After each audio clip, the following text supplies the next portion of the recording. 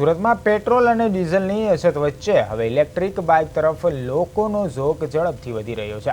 શહેરમાં છેલ્લા કેટલાક સમયથી ઈવી બાઇકના વેચાણમાં આશ્ચર્યજનક ઉછાળો નોંધાયો છે।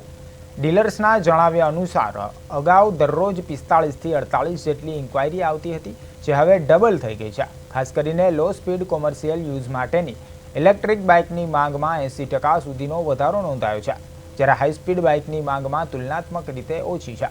ધોરણ 10 અને 12ના વિદ્યાર્થીઓમાં પણ ઇલેક્ટ્રિક બાઇક માટે ખાસ ઉત્સાહ જોવા મળી રહ્યો છે।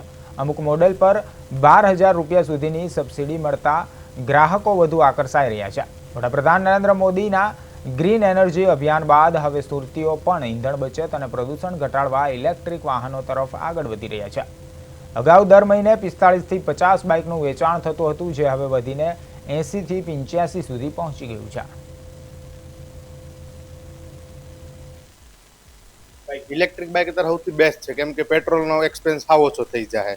બીજી વાત એ કે આપણે સિટી લાઈફ પ્રમાણે જોવા જઈએ તો ટ્રાફિકના કારણે પેટ્રોલને બધો બહુ ઉપયોગ થાય છે પેટ્રોલનો। આ ગાડીમાં એટલી બધી પ્રોબ્લેમ આવતી નથી। એવી એકવાર ચાર્જ કરો એટલે મિનિમમ 2 દિવસ આરામથી વહી જાય।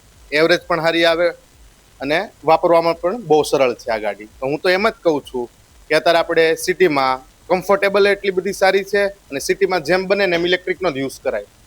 પોલ્યુશન એ સાવ ઓછું થઈ જાય। અત્યારે જોવા જાવ તો ઇલેક્ટ્રિક બાઇક સૌથી બેસ્ટ છે, કારણ કે પેટ્રોલના લીધે જે પેટ્રોલની કમી થાય છે એના લીધે આ ઇલેક્ટ્રિક બાઇક આપણે લેવી અત્યારે જરૂરી છે। અને આપણે જોવા જાવ તો સિટી લાઈફ હાટુ બી આ ઇલેક્ટ્રિક બાઇક બેસ્ટ છે। ને તમે મારે મહિનાનો દિવસ એટલે મહિનાનો ખર્ચો મારો પેટ્રોલનો 3,000 થી 4,000 થતો હતો, એની જગ્યાએ અત્યારે 700-800 રૂપિયા અટકેલું છે। હમણાં હજી મેં એક બાઇક લીધા, એક બીજી પરચેસ કરવા આવ્યો છું,